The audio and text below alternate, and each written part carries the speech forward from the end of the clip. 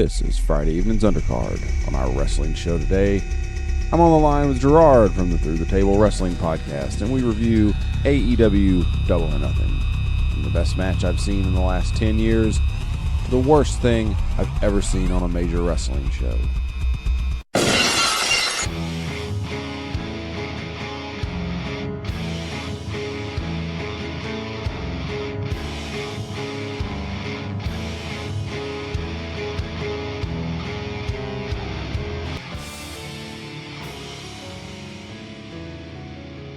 Welcome, wrestling fan. Friday Evening's Undercard. I'm John, and I've got Gerard once again from the Through the Table Podcast. Hey, what's up, everybody? Yeah, thanks for having me again. Yeah, man, it's always good to get together with you. We're gonna do a little commentary today about the big AEW show. I know this is it's a little different for this show for those who listen here, but it is something that's kind of relevant and yeah, we'll just we'll see what's going on with it. So yeah, they started the show off with the big battle royal. What did you think about that? And then I'll give my thoughts on it. I'm fine with battle royals. I didn't like that the battle royal was for a title contention spot, essentially, especially. That you're pretty much saying whoever wins this battle royals are one of our top guys. And to have it on the free show didn't really match up well with me. Yeah, so that was one of the weirdest things is, okay, I get it if you want to start it off hot and you want to have this battle royal for a shot at the championship against whoever wins the main event. But if that's what you're going to do, oh man, a lot of the stuff they did, it's it doesn't work. You know what I mean? A lot of the comedy bits that they've had in there. Yeah. And there's only one or two guys that logically, if you really look at it, maybe three, that you could actually say, okay, that guy had a chance to win. Well, I wouldn't knock them for that because in all reality, that's the case with the Royal Rumble for WWE too. There's only like a handful of the guys that are legitimately going to win, but WWE does not have guys dressed as dinosaurs coming into the Royal Rumble. And I've got nothing against him. I've seen him work before. He's a good worker and he looks really good if you see him, but he's dressed as a dinosaur.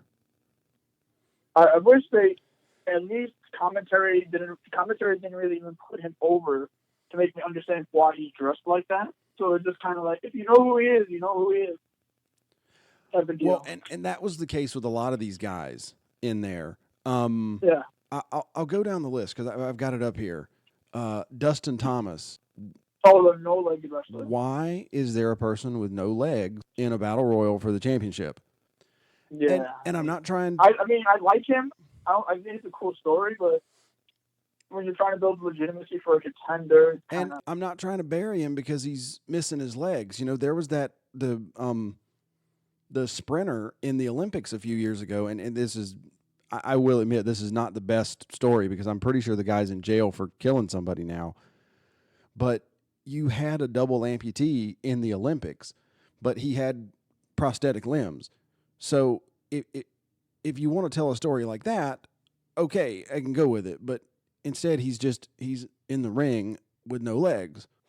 Yeah, I agree with you on that point. I mean, it was cool to see because obviously, you could tell a good story with him. I mean, even with that, I think he didn't look too bad. I mean, they had the 619 spot, which was pretty cool. Popped the crowd also. But I mean, I knew right off the jump that he wasn't going to be someone that I think's gonna. I don't even know if he's officially signed to them either. I think they've seen him in like a YouTube clip or something and brought him in based off that. Yeah, I'm sure that's what they did with a lot of these guys in the Battle Royal. Yeah, I don't think they're signed. I mean, like Pillman and MJF. We'll get to MJF in a minute, but I know those two guys are with MLW. He looked great in this one. He was one of the only guys who actually garnered real heat in his Battle Royal anyway with MJF. Oh, yeah. Well, I'll mention him in a second here. But then, I mean, who else do we have? You've got Jimmy Havoc, who is he's a death match whatever you want to say. He's a deathmatch guy. Tommy Dreamer in there. Well, also. Dreamer, I can understand because he's arguably the biggest name in the Battle Royal that like the mainstream public would recognize because he has been in the business for so long. You had Billy Gunn, who looked pretty great. Billy Gunn was in there. He always was great. Yeah. And so like I can get that. I can see those two guys being in there. I mean, yeah, they are both like 50 years old, but I can see them being in there. We have no explanation for why Sunny Days has his face painted yellow. Is it war paint or is he doing it or what? Is it a gimmick type of thing? Yeah. We have no idea why Jungle Boy is named Jungle Boy and not whatever his real name is. I know his last name's Perry. I don't know his first name offhand. Yeah, one of my good friends brought that point up about Jungle Boy. It might have been you on one of the Super Table posts saying that he should be named after his father who passed away. Oh, absolutely. I mean, so without knowing... As a way to give him some name credibility there. Without knowing his story, I would assume the reason he called himself Jungle Boy is that he wanted to get over in wrestling without being associated with his dad's name. I might be wrong with that, but I believe that's the case. But now, everybody knows who he is, or at least everybody in the little inner circle, you know, the 100,000 people that saw the show. I don't know how many pay-per-views it had. I would pass out if they got over 100,000. Yeah. So 100,000, if they got 50,000 pay-per-view buys and their announced attendance of 20,000 people, that was an inside joke. I think that was a rib. Well, yeah, obviously it was. No, obviously that was a rib. The arena doesn't hold but like 15 if you max it out. Yeah, it's like 13. Yeah, something like that. So yeah, that was certainly a joke at WWE inflating their attendance figures. But yeah, I didn't understand some of the people that were in the match. Why was Marco Stunt in there? He's the size of a middle school kid. That's what my mom was like. Why did they let a 15-year-old in the ring? You know, I actually think it's really telling to sit there for a match and get somebody who's not a wrestling fan to watch some of this stuff. I actually tried to get especially if this is your introduction to their product.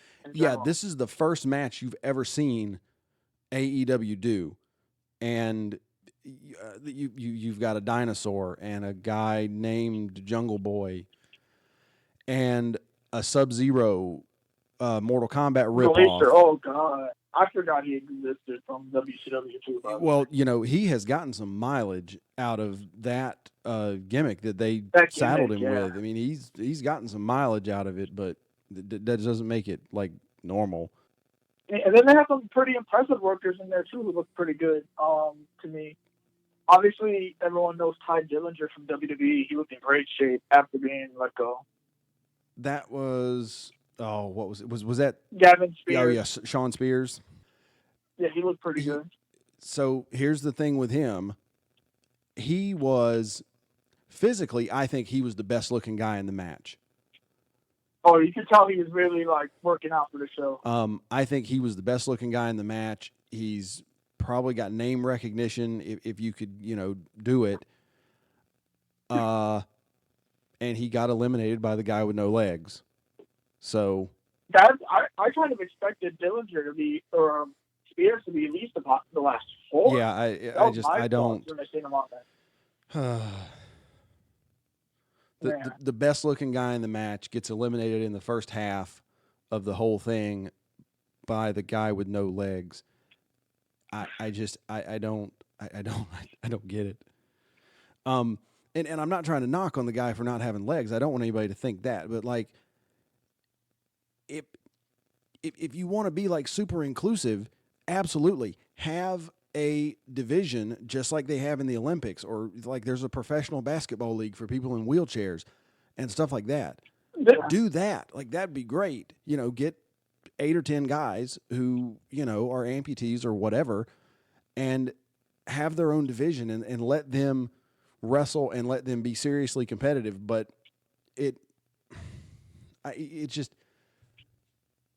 it doesn't do anything but get like a little yay out of like 500 people who are in on the joke. And I think if you want him to get an elimination, I think they could have picked someone else. I don't think you needed to pick him, have him eliminate like one of the other little comedy acts that they had going on. Like maybe like they had him eliminate like Nakazawa or something like that. yeah, have him. Yeah. Anybody other than the best looking guy in the match. Yeah, especially because I don't know if he's signed or not. I mean, I would assume so that they would want him because he has name recognition and he looks great. Yeah, I haven't seen. It kind of made me look like I don't think he's getting signed right now because I don't think if he signed, that's a bad way to start off his run there. I know Luchasaurus signed. They released that yesterday or yeah, the day he's before. signed for sure. I just need him to get a name change. I can't buy the name seriously. Or I mean, he's a good worker. I mean, he looks great. Or like give him a. I think this would have been a great place for, rather than a battle royal where it was all weird, have it be like a Rumble or like MLW where they do the Battle Riot, which is the same thing, where you have the guys coming in every minute, right? Oh, so you didn't like the new rule thing that they did where they just come out one in a set of people? Well, that was better than having them all come out at once, like a traditional battle royal. But if you bring them out one at a time, you can give these guys a backstory. Like, why is the guy dressed as a dinosaur? Yeah. You know what I'm saying? Or you get the pops, too. I mean, like, you had Gavin Spears came out, and everyone knows who he is, but then there's, like, 6 other guys with him at once. So you're not really getting that surprise that you would normally get in a battle royal setting either. Yeah, so, like, you bring Luchasaurus out, and I'm using him as an example because you'd be like, well, he said that real pro wrestling is dead, and so he decided to be a dinosaur because that's dead too, or just anything, right? And it's like, okay, well, just to give him a backstory. Yes, yeah. Some reason that a white guy with tattoos is coming out in a lucha mask as a dinosaur. Yeah, I mean, and he looked impressive. I mean, obviously, I think he might have been the tallest guy in the match, so he even stood out a little bit more.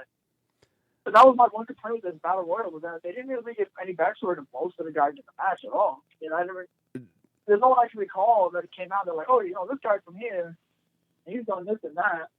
Yeah, no, they didn't. They didn't give hardly any backstory. You're just expected to, I don't know, I guess know who they are. Like you had Brian Pillman Jr. I mean, if you didn't even notice he was in the match, pretty much. I don't even know if he got to the ring. Yeah, I think exactly. I think somebody suplexed him on the ramp, and I don't think he ever got to the ring. Yeah, and then other than those couple guys, I mean, Joey Janela took that bump was scary. The table bump, the choke slam, that's from Luchasaurus. He kind of like he took a choke slam over the top rope. Yeah. Yeah, but that's what Joey Janela's best for anyway. Well, whatever. Anybody that's lighting cigarettes in the ring and letting some other goof staple the cigarette to his forehead, whatever. That's what you know about him. Yeah, and that's in all likelihood. Well, I say that there was a lot of people that was their first exposure to this guy was that he's lighting a cigarette in the ring and getting something stapled to his forehead. And what is going on here? Pretty much. I mean, there's a couple other guys. I mean, AC Romero looked pretty good. I mean, I know he's lost a ton of weight. He's still really big, but he's lost a ton. Well, he could lose a ton more, and you probably couldn't tell. Yeah, I know he's been like working out like crazy for the AEW show. He lost like at least 120 pounds, something like that. He said. Yeah, so he was really big. Well, anyway, before we spend an hour talking about this, which we probably could, because there's a lot to dissect about this battle royal because it's just a disaster. Maxwell Jacob Friedman. He is, I don't know if he is absolutely the best heel in all of professional wrestling, but he is up there. He is a star. Oh, that's man. Just he stole the show across this entire pay-per-view for me. Oh yeah, he did. Between here and then when he came out later, he is, I think anywhere other than AEW and WWE, he would be the top heel in any promotion, and he's only 23. And that's my thing is, why hasn't this guy been like picked up before this? That's my thing. Well, I mean, the guy's like he's above. Maybe his in-ring work's not as sharp as his promos are, but geez, he is basically the top heel in MLW.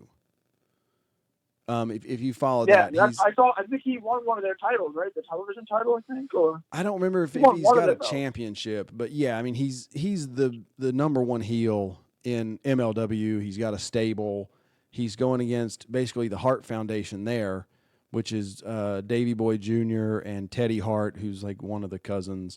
So I think Pillman and Pillman, yeah, and so I don't think you want him as the number one heel in AEW right to start with, but I think he should be the number two. And right after Jericho, absolutely. And that's saying something. If you're going to put someone right after Jericho in terms of being a heel, it's 1A, 1B to me right now. Jericho gets a lot of pops too.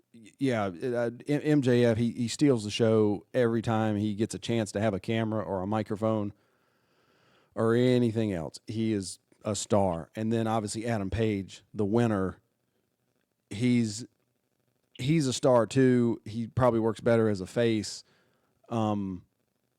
He's somebody I think you can build around. Yeah, and if you watch his progression throughout before AEW, the time he did with New Japan, the guy got so much better in the ring.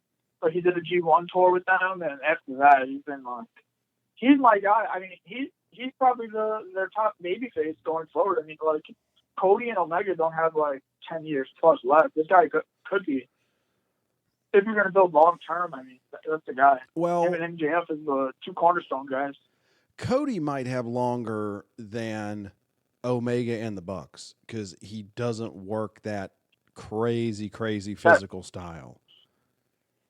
Yeah. But yeah, so that's about it with the Battle Royal. Adam Page goes over, and he's going to be wrestling for the AEW World Heavyweight Championship at their next big show, which I think right after this show they announced was going to be in Chicago. Once again, Labor Day weekend. In August. It's Labor Day weekend again. So, good on them for going ahead and planning it. And that's that. Next, you get Kip Sabian against Sammy Guevara. I don't have a heck of a lot I can say about this one. I did see it, and I actually rewatched it today. I can't tell who I'm supposed to cheer for. I can't tell who I'm supposed to boo. Yeah, that's where I'm at on this one. I mean, these guys, after every spot, they play to the crowd like they were both heels. Yeah, and I mean, it doesn't really make sense to me. They both do some great moves, some really athletic moves, but both good young guys. Yeah. I mean, I thought Sammy Guevara was going to go over here because they kind of built him up more. But now I know that they have a big deal with ITV in the UK, so it kind of makes sense why Kip Sabian went over. Yeah. You put him over with the British crowd. Yeah. That match was definitely forgettable for me. Like, if I didn't have to read in the match card that I'm reading off right now, I probably would have forgotten. Yeah, I wouldn't. I wouldn't remember it.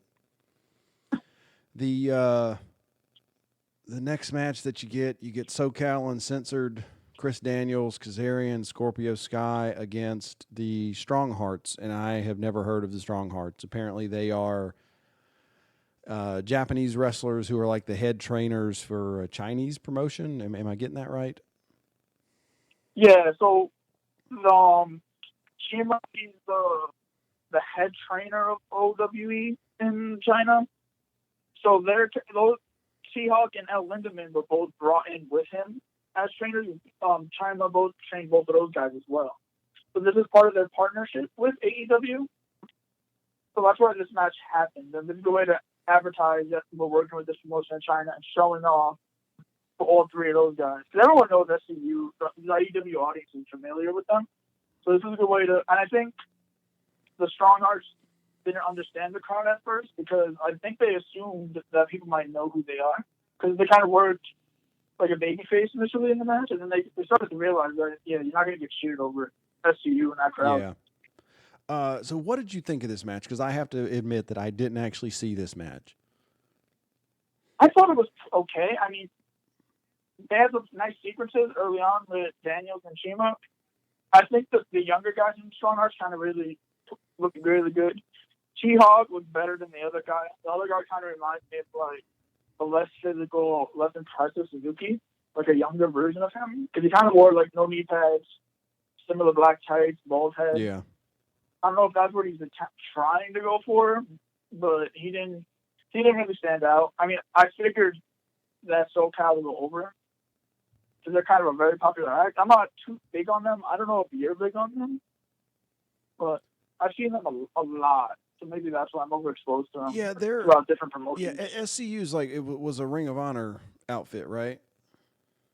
Yeah, I think Daniel and Kazarian had an extended run together as a team in TNA. Also, so I'm kind of used to whatever they do.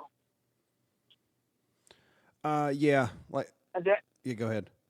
And Daniels is older now too, so I'm kind of glad they didn't have him in the ring for too long. You know, they let him get his like signature spots in, but other than that, it was good that he wasn't totally involved in this match. Oh yeah, I'm reading here. He's 49. Yeah, I mean, he's still for his age, he works pretty well. But he's just a good veteran guy. I mean, I like that they were able to show another promotion that they're working with. I think they could use more opportunities to do that. Maybe have some of the OWE guys in that battle royal we talked about. Yeah. I think that would have been a little bit smarter also. Well, in some ways, I wonder, because you got to think, you're trying to get a lot of local talent for that battle royal. You know what I mean? So you're probably not going to want to. I feel like that was. You don't want too many guys coming over for just that. Well, because of the expense, you know what I mean? I mean, you're going to have to pay somebody ever what you're paying them, but then you're going to have to pay trans to get them from China, and that's going to run your bill up. Yeah, let alone all the fees for just trying to get someone over, like a passport visa and all that crap. Yeah, that's true. So, and to go back, between the Battle Royal and the Sammy Guevara match, there was, I don't understand what they were trying to do. There was a ridiculous I already know where you're going with backstage segment. Do you know who Peter Avalon is? No. I mean, I know Laser Bates and some blue pants on NXT and stuff, but I did not know. I think one of my friends told me I think he wrestled in California, that side of the Indies. Peter Avalon, legitimately, in my opinion, he's one of the better heels in the business. Now, I'm not trying to put him up there with Max Friedman or Jericho or something like that. I mean, I'm not. Let's not go there. But yeah, he works for Championship Wrestling from Hollywood. He's legitimately, to me, the top heel out there. He was on the no, he wasn't on the show at All In. I get it confused. All In and then the NWA 70th, which was just a little while later. He was on the show at the NWA 70th. He was a big star. He was working against Tim Storm. He is, when he's doing his producer Peter Avalon thing, he is a great heel. And they paid him however much money they paid him to drive up from Los Angeles to Vegas to shush people. I don't get it. I know that they ran a Twitter contest to decide the gimmick. Yeah, I don't know if that was a smart idea to use a name that's kind of already known in certain circles for it. I think that you could easily have someone that doesn't have a name. Because I know there's a couple guys that they've signed that don't really have the build up at all. You could have easily put that gimmick on someone else. Well, and what did that do for this star that's standing there in the back with a funny look on her face who's supposed to be going in a match? Like, what is she just standing there? I'm not a fan of her either. We'll talk about that when we get to that woman's match. I feel like had they gone in there and shushed them and she just like grabbed them both by the head and headbutted them and then or twisted their fingers or something. Yeah, and then smiled at the camera. Okay, maybe we're doing business here, but just to stand there with a dumb look on their face while they come in there, you just buried your talent there. Yeah, I wasn't a fan of that segment. I honestly even forgotten that it was there. I think I literally got up and got a drink or something when I was watching it live. So for that one. that was actually the first segment of this show that I saw because I didn't see the Battle Royal live. I had to go back and watch it afterwards.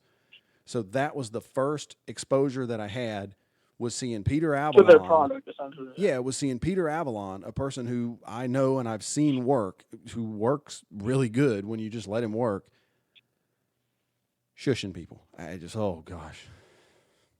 Yeah. Anyway. It didn't come off well on TV, for sure.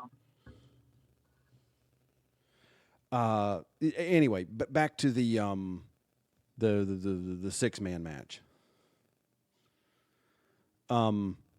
SoCal Uncensored won. How did they win? Like I said, I didn't see it. They're trying to hit what the Young Bucks finish was.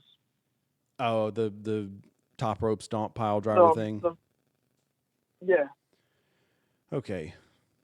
Well then, next we have the women's match. Supposed to be a triple threat match between Britt Baker, Nyla Rose, and Kylie Rae. And then Brandy Rhodes comes out. If you don't know Brandy Rhodes, she's the wife of Cody Rhodes. Oh, sorry. Just Cody. He can't use Rhodes. Which is funny. It's hilarious. I'm honestly surprised he hasn't legally changed his name. But anyway, and so everybody thinks she's going to come out and just interject herself into the match, and she doesn't, and she brings out Awesome Kong. I popped for that, to be honest. I guess I have to remember the crowd that we're talking about here, where everybody kind of would remember her. But it has been a while since she's really been active in wrestling. 3 years, to be exact, by the way. She hasn't worked a match in 3 years. This match, I don't really know what to say about it. You had two big monster heel types, and then you had the two smaller baby faces. And then it's a 4-way match, which it just, I don't know. You just, like, nobody gets over in a 4-way match, really. Yeah, that's my sentiment also. I think if I had picked the girl who won, Britt Baker, looked the most impressive of the four. She was more complete compared to what Kylie Rae was. Not a fan of Kylie Rae. I think, obviously I'm no wrestling booker, but I think if you gave me these four and I stood them up in a lineup, I would say, okay, we're going to put Baker and Nyla Rose in a singles match. And you go out there and Nyla just dominates her, and then Baker just hits whatever her finishing move is, a diamond cutter or whatever you want to say it is, just from the whole out of nowhere thing, which is so cliche at this point, but you know what I mean. She just out of nowhere hits the finisher and boom, 1, 2, 3, and that's it. Nyla Rose keeps the heat, and the babyface got the win, right? And then for the other one, you put Kong out against the Smiling Girl, and Kong just dominates her. Like, Brock Lesnar when he dominated Cena. Much, yeah. But what you do, so you don't just completely bury the girl, basically you have Kong hit her with everything possible, and she just continually kicks out and kicks out and kicks out and kicks out. And then, because I don't know if Awesome Kong has a submission move, but whatever, if she doesn't, you just do a bear hug. And you do or a torture rack. Yeah, you do the bear hug spot. Kylie never gives up. She passes out in the bear hug, and the ref calls for the finish. You get her over as a sympathetic babyface. She gets a lot of sympathy, and even though she just got the daylights beat out of her, you showed she was tough, right? So, but yeah, Britt Baker won, and off we go. The two monster heels looked like, I don't know. What's the opposite of a monster? Yeah, they both look kind of gassed out pretty fast. It's like there was a Godzilla movie where there was like a baby Godzilla. Oh, I know what you're talking about. And so your monster heels, they're supposed to look like Godzilla, but the way they booked the match, they ended up looking like little baby Godzilla, right? Yeah. Pretty much. That would be a good analogy to sum up that match to me. Yeah. The people that you wanted that ought to be, portrayed as really strong just get knocked out. And Kong did that, whatever you want to call it, the so overdone top rope, like power bomb suplex spot. Oh, look, that's the classic thing in a fatal 4-way that people do. Back them up, and then it happens so often. They do it in tag team matches, they do it in 4-way matches, they do it in battle royals, anywhere and everywhere that you can get 3 or 4 people together. They all end up over there in the corner, and they do that move, and it's ridiculous. It's one of those moves that's like, okay, that was really interesting if you see it once a year, but when you see it once a week, Anyway, yeah. Onwards to our next tag team match. We have so far seen one singles match, and that is going to continue. The trend for that one's going to continue for a minute. That's the trend for this show, yeah. You get the best friends, Chuck Taylor and Trent Beretta, against Angelico and Jack Evans. And I recognize Trent Beretta because I know he was on NXT, and I know he was on ECW, WWE ECW. I don't know the other 4, and yeah, this was another one of those matches where I have no idea who I'm supposed to cheer for. I don't know who the heel is. I don't know who the face is. And they're doing a bunch of really athletic moves that I just wonder what their point is. For me, I'm not a big Jack Evans fan. I think Jack Evans is the extreme version of the flicky stuff movement. Like, I mean, there was one spot in the match. They did a simple, run the rope shoulder tackle, and the guy does a shooting star press, selling it. Nice. And I'm like, I'm not going to believe that Trent Beretta is like Goldberg clotheslining you and making you flip out. Yeah. That's like Shawn Michaels when he oversold for Hogan. The Hogan, yeah, pretty much. But this is Jack Evans on the regular, apparently, from what I've heard. And the funniest thing about this is I'm not a big best friends guy, which is what Trent Beretta and Chuck Taylor's tag team name is. Right, yeah. They were doing a pretty good run in New Japan, and their contracts right now, and they had a verbal agreement with them. And then AEW swooped in and picked them up. And that's what's kind of screwed that partnership up with New Japan. So they essentially gave up working with New Japan to sign these 2 guys, and they weren't really too big for me. Yeah, I'm pretty sure they're not the 2 guys from New Japan I would want. Yeah, that's my sentiment on them exactly. So the match was typical, like a lot of the high spots. I think it was a little too long for me too. I forgot how long. Like 12 minutes was about 6 minutes too long. I think they could have just ran through this one. Yeah, they could have gone through this one fast. Probably the best part of the match was when 2 guys who I have no idea who they are and some group of masked jabronis came in and just beat the daylights out of all 4 of them. See, I like that. I think they're called the Smash Bros or something. They got to change that name anyway. It's a copyright. Oh yeah, that was that was the first thing. So that's gonna change. Yeah, they're not going to be the Super Smash Brothers anymore. Yeah, they looked impressive though. They looked pretty good out there. Yeah, they did. I wish they would have been in the match. It was the thing. It's like we have no idea who these guys are. I didn't hear the crowd probably because my audio wasn't that good. Apparently the crowd was like, they just had all of them. The whole crowd was just chanting, "Who are you?" Yeah, that's exactly what it came out of. And it's sad because they looked good. I mean, it was something different, but this is what happens when you don't really build up everybody. Yeah. When you're going into a show cold, this is what happens. Well, I mean, you can, yeah. I had no idea who they were. I mean, this is not. Me neither. I had to look it up. Yeah, I had to do a comprehensive web search to figure out who they were. Yeah, I had no idea. I don't think I've ever seen them.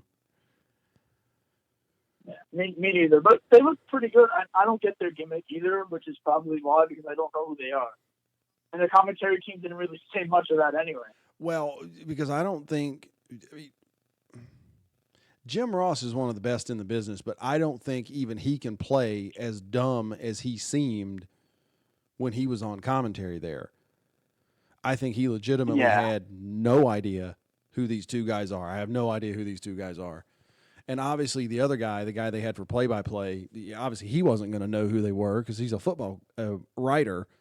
So he's not going to know who they are. So two of the guys there, they don't know who half the guys are. And this is a recurring theme on the show, to be honest. That was one of my takeaways, is that they need to work on an actual commentary team.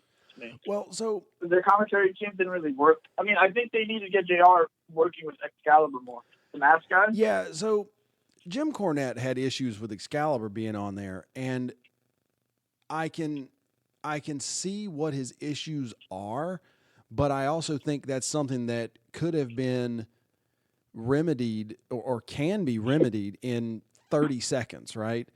Because all you do, so nobody cares who the play-by-play guy is, right? Jim Nantz is the play-by-play for football, basketball, and golf, and he's never been a professional in any of those sports. So the play-by-play guy can be anybody. But your color man, who do they put Jim Nantz with? They put him with Tony Romo. They put him with Aikman. They put him with these stars. Recognizable names, yeah. And so, obviously, not many people are going to know who Excalibur is. But, how many wrestling promotions are out there that either don't exist anymore or basically don't have any records? You lie and say this guy has won championships and do the bushwhacker thing. We've won championships in 37 different countries. Say the guy's won championships in 37 countries around the world. And so the guy's a star. He knows what he's talking about. He's a luchador. Say he's Lucha Libre legend, Excalibur. Yeah, say he's one of the best American luchadors in history. Give him some credibility, right? It's not that hard. You could do that in 60 seconds. And so now you have a credible color man.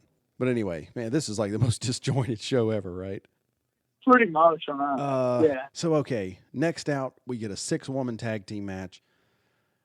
The Joshi woman. I don't recognize any of them. I will admit that from the start. And the only part of the match that I can remember offhand was when Aja Kong hit somebody right in the face with something that looked like a kitchen toaster. Oh, yeah. So, I mean, this is one of the only matches where the commentary team actually talked up who the people were in the match, where if you didn't know who they were, they at least tried to get some credibility to them. I know they said Aja Kong is one of the only 2 women to main event the Tokyo Dome. So you give her a little credibility in that. I think she hit it with a garbage can. I think that's a garbage can or some sort of like little container. Well, yeah, there was a garbage can of some kind, and then there was something that, was like, the size of a toaster or like a small microwave or something, because she held it in one hand and just overhand clocked her. Yeah, that's pretty much her gimmick too. I think it's pretty much being that physical, hitting, hardcore style wrestler, and I think that's what got her over in her career. I mean, to me, I didn't know any of the girls other than Aja Kong, and I only knew Aja Kong off name because they mentioned that that's Awesome Kong's trainer. Oh, okay. Oh, that makes sense. So they gave her that credibility, and then the girl who looked like Freddie Mercury, she ran like the Freddie Mercury gimmick. Yeah. She's trained all the other girls in the match. Okay. That so they that's the only build-up that you had for those two, right? And then the other girls pretty much had to get over on their own merit, essentially. Yeah.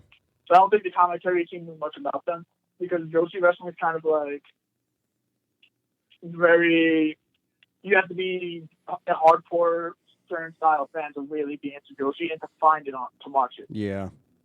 So not to sell this match too short, like I said, the only spot I remember was when Aja hit the girl with whatever foreign object that was.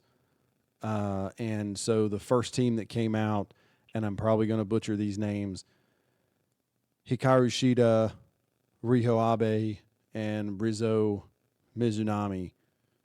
You're pretty good on They them. won the match. I liked the match. I liked that, and it was funny because this is the first match on the card that got the This Is Awesome, and no one knew who these girls were pretty much going in. So I kind of want to say like they kind of really had to work from behind the 8 ball, so to say, for this one. All right, so now we get to the point in the show where it starts to turn around. I did not like most of the first half of the show, and then I thought the second half... Yeah, it was very slow. I thought the second half was really good. So the first match of the second half, or however you want to say it, you get Cody against Dustin Rhodes, and What a match! We'll get into the commentary, but I'm going to lead this with saying this is the best match I have seen in a very long time. I agree with you. That's the best one in a while. I think it's better than the Johnny Gargano match from NXT New York, the one right before WrestleMania. And that's the match that basically Meltzer has. I mean, he hasn't directly said this, but if you look at his ratings, that's the match he says is the best match to ever take place in America. This is up there for me, especially if you wanted to put American matches. It was a really special match to me. I mean, I don't even know where to start. Yeah, it was unbelievable. I thought it was better than Jericho and Omega at the Tokyo Dome. Oh no, they blew that one out. Definitely, it's better than that one at the Tokyo Dome, the Jericho Omega, the Alpha Omega match. I think this one was better. I was more into this one. Yeah, it's incredible match. I don't know where to go from there. At the very worst, it is the second best match I watched live. And the only one that would possibly be up there would be Undertaker and Shawn Michaels at Mania 25. Yeah. I mean, to me, this also had a very old school vibe to it, the way they built up the match. Yes. In the match yes, itself it also. It was very reminiscent to like Territory Day style match. Yeah. You had the weird turnbuckle spot. Dustin got juice. I think he cut a little deeper than he intended. I think it was like Eddie Guerrero, JBL, a little too much. And related. He was completely just blown up. You couldn't tell where the face paint started and the blood started. And it added to the match so much that for he sure. was dripping like that. And he was selling it. He was selling it like the blood was in his eyes, because it probably was. He probably wasn't having to sell that too much. It was probably true. Yeah. I mean, I don't. Yeah, we could break it down move by move, I guess. But at the end of the day, yeah, the best match I've seen. I don't even think this is like a moves match either to me. Like, that's why it was so good. Think about Dustin. Dustin's coming off double knee surgery, and that's his first match back. Yeah. And he put on arguably one of the best, especially already one of the best American matches in America. And that's insane to think about too. Yeah, it unbelievable match. The crowd was into it. The wrestlers were into it. I mean, if AEW can do this sort of stuff and not the battle royal stuff, they will succeed. Their product will be amazing. Yeah. Cody, I'm not a huge fan of Cody as a worker per se all the time. And I know some people who I watch the show with, they absolutely don't like Cody as a worker. They're not big fans. And they're like, yeah, he's blowing me away with this one. I haven't heard one bad thing about this match across all different types of fans too. The thing with Cody is he is not a great worker in the sense of like Okada and Omega and those guys, but he learned from some really good people how to tell a story in the ring, and that is what's going to make money. Yeah, I mean, and he's worked well with Okada. I mean, I think I don't consider Okada with Omega. I feel like Omega is more of a moves guy to me. And I think Cody, like you said, he learned from like a very rare breed of wrestlers. I mean, and people who trained him. Like, there's no reason why he won't understand how to tell a great story in the ring. Oh yeah, it's like instilled in him pretty much since birth, essentially. Yeah, he's fantastic in the ring. As far as telling this stories. match would have made Dusty proud too. Dusty would have been really proud watching this one. Oh yeah. Well, Cody won. He hit the the Crossroads. Yeah. Fantastic match. You sort of had the hug spot at the end. You know, that popped the crowd too. You know. Do you like that they're keeping Dustin a little bit longer? Or would you rather add in this than his swan song going out? I would have been fine with it either way, honestly. Yeah, I'm excited to see them in the Bucks. I mean, I think with I think with Cody being involved, you got to think he's going to be involved in some way, even if it's just backstage. Yeah, one way or the other. Either they need. I think you need Dustin backstage to help some of these younger guys too. Yeah, you know, need those guys who've been on the top, helping young guys who haven't yet. Yeah, you know, to just help them out and add a little bit of zest to a feud when you need it and that sort of thing because he's got name recognition. Because I mean, there's a reason when he broke into the business they said his name was Dustin because it sounds really like Dusty, and there's a lot of people who haven't watched wrestling in a really long time who are still going to know who Dusty Rhodes is. Yeah, Goldust, a.k.a. Dustin Rhodes, is generational too. He's been across a couple generations of fans now too. Yeah, absolutely. And well, after that match, we forgot to mention the silly thing with the throne. Oh yeah, I got so. I was waiting to touch on that. I got so wrapped up in how good the match was, I forgot about the silly thing with the throne. And think about it, people would have just thought if you just throw those two things, people would be talking about that. Like that's just as big to me. Yeah. Very symbolic. And yeah. I just, oh man, I saw the throne and I'm like, man, this is really weird. Well, like, what are they doing? Is that? I mean, it obviously looks like a Hunter throne as soon as you see it, right? Like it's got like the cross and everything. And then he goes and gets the sledgehammer, and I'm just like, what in the world is going on here? And then he walks up the ramp, and he hits the throne, and it blows up, and it just falls all over the place. And when he first did it, I kind of popped for it, and then I was like, oh, I don't know if I'd have done that. Yeah, I mean, I popped for it too. And I think everyone watching kind of popped for it just because of what it meant. Even if Cody doesn't have heat with Hunter, he knows the audience wants them to have heat. You know, the AEW fan base wants that. Yeah, and I don't know if I would be so like upfront about like we're going to war with the WWE. I mean, I know that's what the fans kind of want to hear, but I don't know if people remember. Companies don't have good track records trying to run opposition against WWF. They don't. Yeah, I just found it funny that they chose to do that because they've openly said that they're not trying to compete with AEW. So that kind of makes me think that there's more of a personal thing between Cody and the Rhodes family and Triple H. Why Triple H? Why wouldn't you just put something about Vince up there?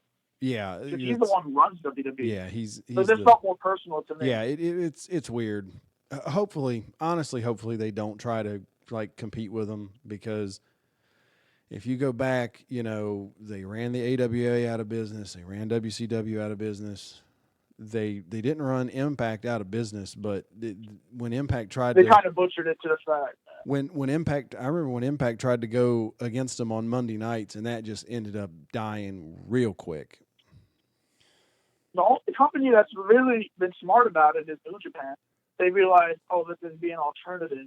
We can be just as successful being an alternative instead of trying to go head to head. Well, and New Japan, they do their thing over in Japan, and then they come over here for 3 or 4 shows a year. Yeah, smart business model. And they go places like San Francisco or Long Beach or places like that where they know they have an audience. Yeah, so I hope AEW tries to follow their model, but on a bigger scale. I think if you focus on certain cities for these shows, that you'll do good numbers anywhere you go, depending. Like if you're running like New York, LA, those big venues, those big cities, you'll do well no matter what. I hope AEW doesn't try to go head to head with WWE and run these smaller towns. Well, because I don't know if they have the audience for it. The issue for that is going to be apparently they're trying to run TV live 52 weeks a year. That's what I heard too. Tony Khan's already confirmed that that's like what he wants. I mean, you can only run New York and Chicago so many times. Unless they go and try to run a model where they have a set venue that they run TV with every week. Yeah, but I mean that kind of has its own problems. Yeah. So it's weird. That's going to be something to look out for in October when how are they going to run live shows? Because those big cities, like you said, you can only book it so many times in a row before people start showing up. But at the same time, I mean, it depends what venue you book. I mean, if you book the Garden, you're going to go broke if you're trying to run the Garden once a month. Yeah. I don't know how much Nassau would cost, but I mean, there's places probably in New York that you could feasibly run once a month. I mean, Nassau will be drastically less than the Garden in Barclays at this point. So there are places that they could run in like New York City once a month. It depends on if they think they could get the crowd, and then that's also going to get really weird if like the first week of the month they go to New York, and then the second week they go to Chicago, and then they go to L.A., and then they go to Dallas, and then they just truck it right on back to New York. Like that's going to get. I don't want to say that's going to get old, but it is going to get weird because there's going to be a lot of people that want to see it that aren't going to be able to see it. That's what I'm guessing with it too. I mean, that's the real interesting part going forward is their television model. Yeah. So anyway, especially production too, right? Did you like the production? I felt their themes were very generic other than like for the big name guys. They all sounded like they had the same theme song to me. Oh, honestly, I didn't pay attention to the theme music. I mean, they probably did because there's not too many of these guys who I think are known well enough to have known theme music. Yeah.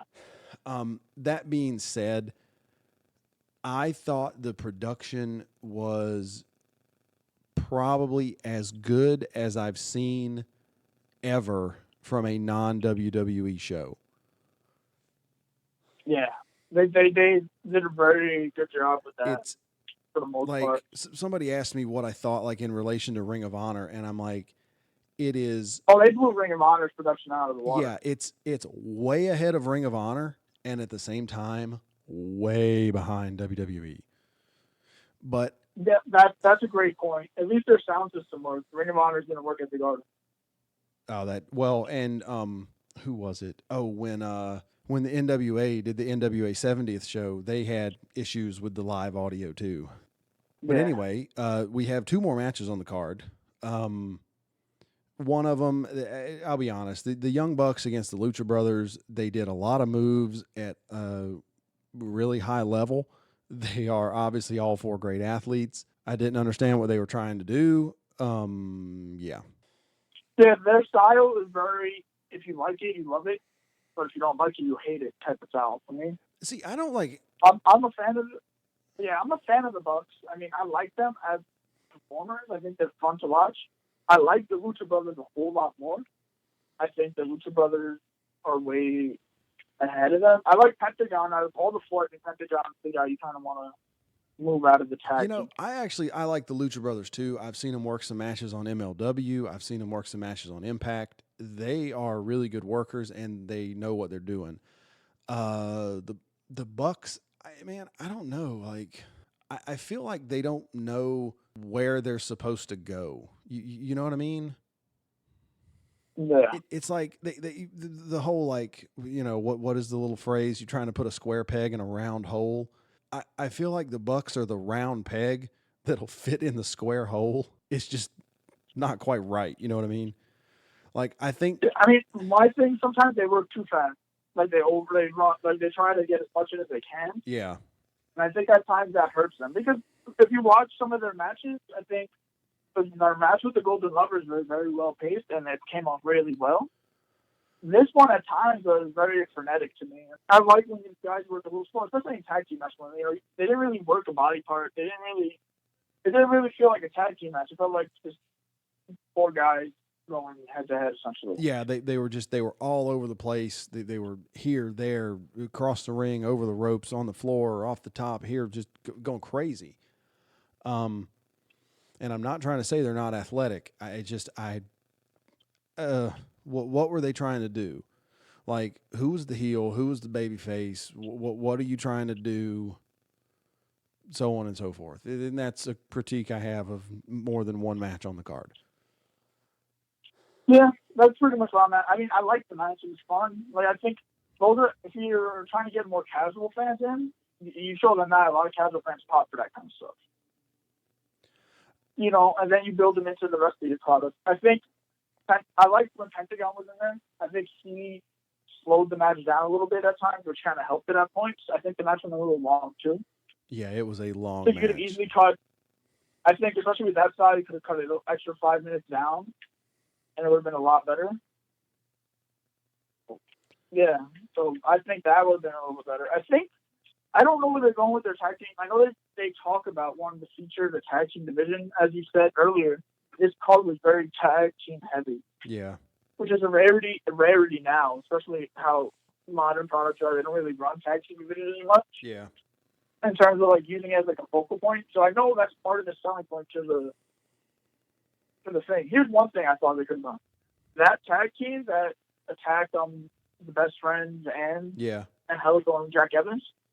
Why not, if you're trying to build a tag team division, them show up after that match and destroy all four of those guys, the Bucks and the Lucha Brothers? Yeah, that was something. I think it was Cornette. He was like, if you want to really get the Bucks over, have some massive heel team come in and just destroy them. And that's exactly my thinking. Have them fight from underneath. underneath. You had that team, the Super Smash Brothers, whatever they're going to call them in AEW. No one knows who they are, but if they're debuted, they attack the Lucha Brothers and the Young Bucks. Kind of a good way to get some team over for people who might not know who they are. Yeah.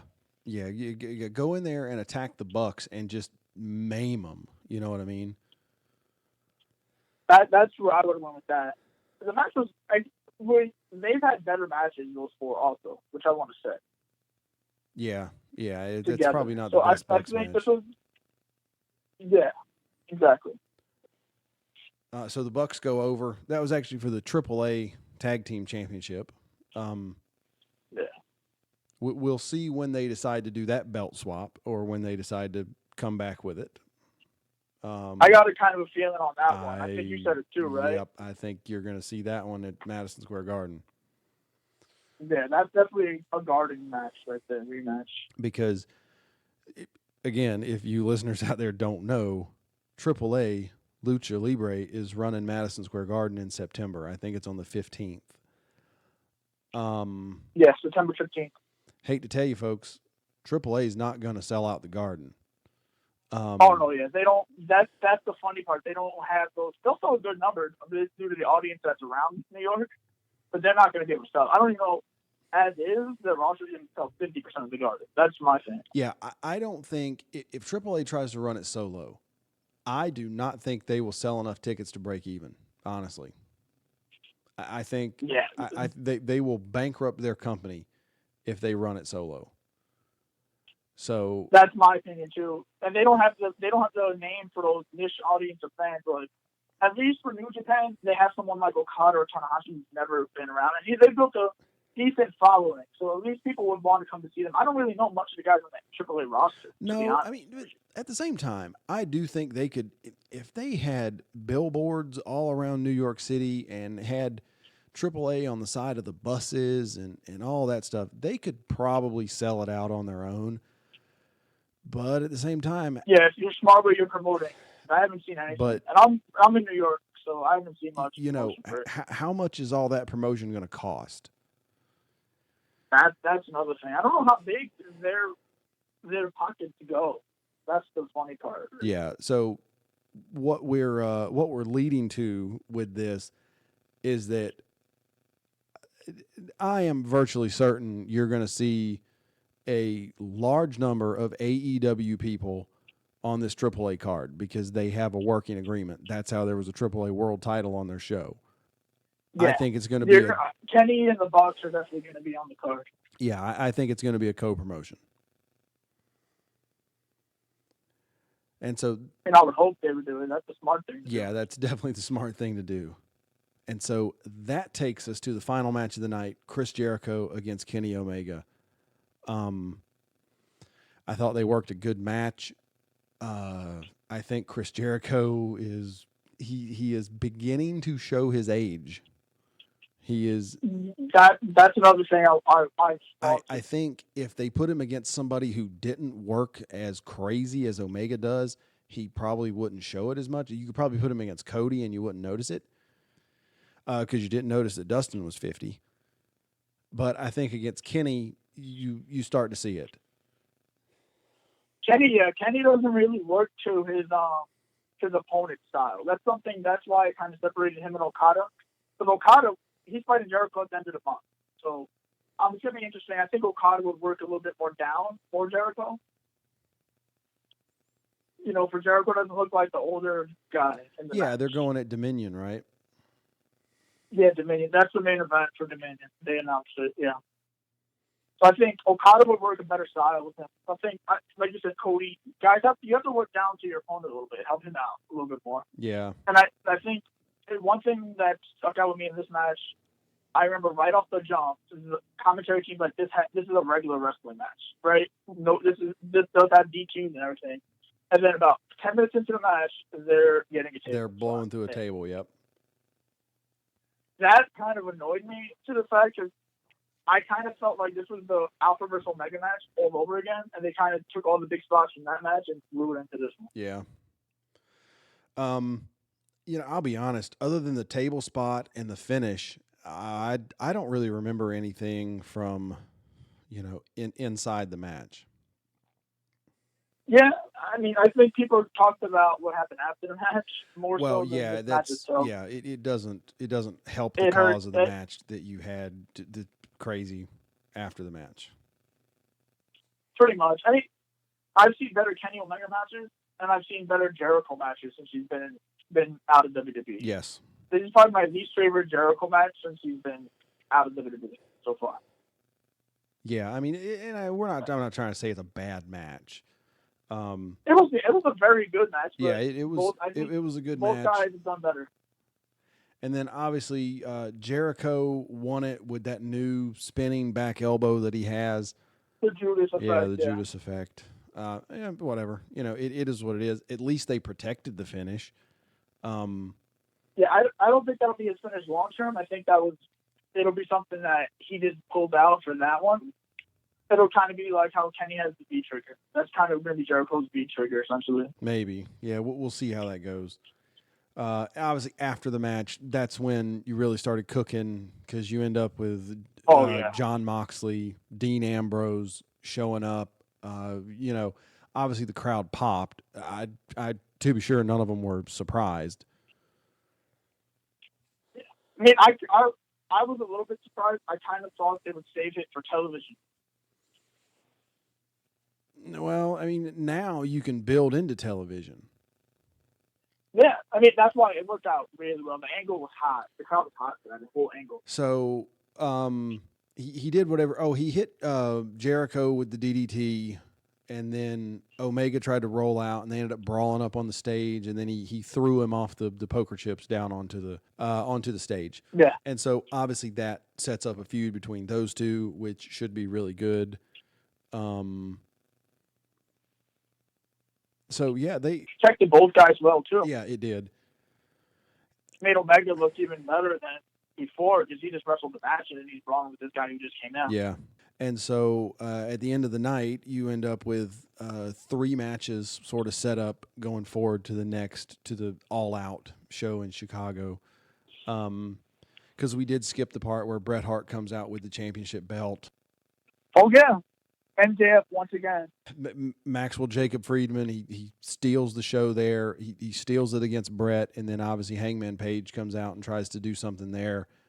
And then Jimmy Havoc and Jungle Boy come out. So that sets up something. Hopefully they set up something between MJF and Jungle Boy, and they just send Jimmy Havoc back to England. Because I'm sorry, I'm not a fan of deathmatch wrestling, and that's what Jimmy Havoc does. Yeah, I'm on board with you on that one. Somebody, I don't remember, Instagram, Twitter, somewhere, somebody was like, "Oh, I want to see a death match with Dean Ambrose and Jimmy Havoc," and I'm like, "Yeah, okay." I think Ambrose is done with those kind of matches. And I'm just like, "Yeah." He left CZW for a reason. Yeah, a death match is going to play on TNT. National freaking television in prime time. Yeah, sorry, folks. Yeah, that's not happening. And they probably wouldn't allow it. Yeah, and they probably wouldn't allow it on a pay-per-view either. They're like, no. You want to keep this TV contract? You're not running stuff. where guys are mutilating each other with barbed wire and light bulbs and power drills. It's not happening. You're not putting that on my television. Sponsors will instantly turn away from that too. Yeah, and that's the whole thing. That's what I think people don't understand is they're not running shows for the 100,000 people anymore. This is trying to build long-term audiences. I mean, you got to think TNT has got to be expecting them to get at least what Raw is getting now, which is not good, but I mean, they're getting 2.5 million viewers. You got to think TNT wants that because I'm sure they didn't do this out of the kindness of their heart. Yeah, I'm guessing they're going to want at least 1.5 million and 2.5. They're going to want something in that ballpark. Yeah. And they put significant amounts of advertising into this too, by the way. Yeah, TNT. they have. To give that, they advertised it in the NBA, the Eastern Conference Finals. They were talking about. I actually remember that. I was watching that. We had it on TV somewhere, and I saw it. I'm like, oh, they're running AEW promos on their basketball shows. Yeah, so they're really trying to draw an audience into this. Yeah, sorry, you're not going to get that audience with guys smoking cigarettes in the ring, dinosaurs, and death matches. You're not going to do it. And stapling each other's balls. Yeah, together. and stapling in the balls. Yeah. So yeah. Anyway, that pretty much brings us to the end. Oh, the three matches: Hangman Page and Chris Jericho. That's for the championship. Surely you're going to have Moxley and Omega go at it. And then that's too given. And then MJF against somebody. I'm assuming Jungle Boy. I'm hoping it's Jungle Boy. I think they should showcase some of the younger guys that. Keep Jimmy Havoc out of that.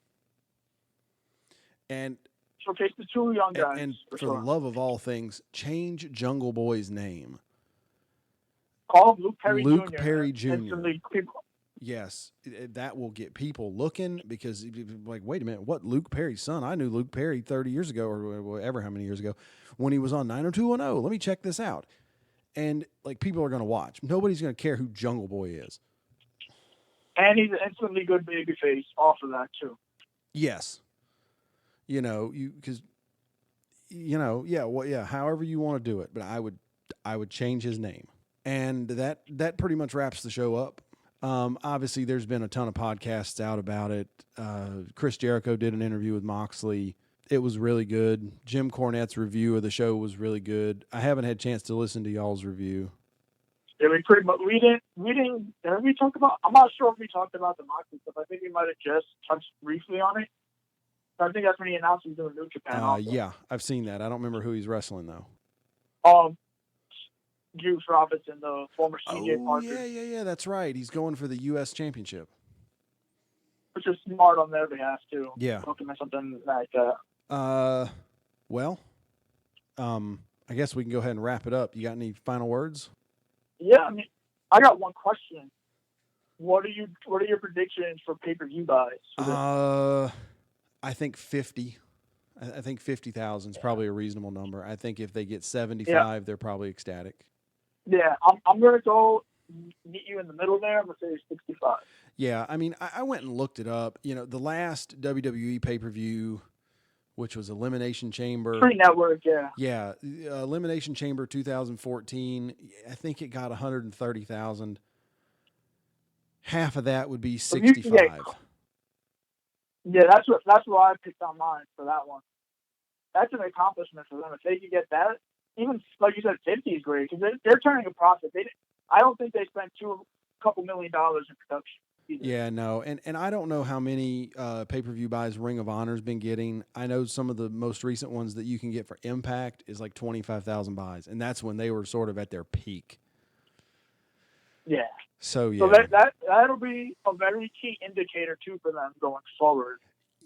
I wonder if they're going to release that number because I've never seen a number released for All In. Yeah, was All In even in traditional pay-per-view? I thought Chris one was like a streaming exclusive type of deal. I don't remember.